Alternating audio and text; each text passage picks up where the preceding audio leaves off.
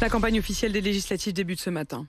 Collage des affiches sur les panneaux dédiés, envoi des professions de foi des candidats, diffusion des clips de campagne. Le troisième tour de la présidentielle, comme certains aiment l'appeler, commence aujourd'hui. La France votera le 12 juin prochain. Mais depuis vendredi et jusqu'à mercredi midi, les Français de l'étranger peuvent déjà le faire via Internet. Problème, de nombreux électeurs sont dans l'impossibilité de suivre la procédure de vote en ligne. La faute, Caroline Philippe, a un bug informatique.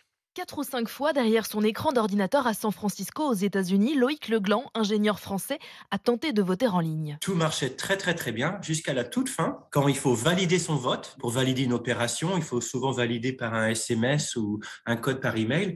Sauf que cet email qui envoie le code pour valider n'arrive jamais. Et c'est apparemment le cas pour tous les détenteurs d'adresses Yahoo et AOL. Si le problème n'est pas résolu, il ira glisser son bulletin dans l'urne, il n'habite pas très loin de son bureau de vote. Mais d'autres ressortissants français concernés sont moins chanceux. Johnny Blamoutier doit rouler 50 km pour aller voter à Barcelone en Espagne. Ça fonctionne pas, c'est pas du tout une facilité. Je suis pas informaticien, mais bon, eux non plus, visiblement, parce qu'il y a personne qui sait de où vient le problème. Ce qui est compliqué, c'est qu'à partir du moment où vous mettez en place un vote en ligne pour tous les Français de l'étranger, il doit fonctionner pour tous les Français de l'étranger. Pas ceux qui ont un compte AOL ou Yahoo, ça fonctionne pas, non. Il n'y a pas une équité pour tous les Français. Le ministère des Affaires étrangères assure que les équipes de l'assistance technique sont sur le pont et que les électeurs concernés seront informés dès que le problème sera résolu.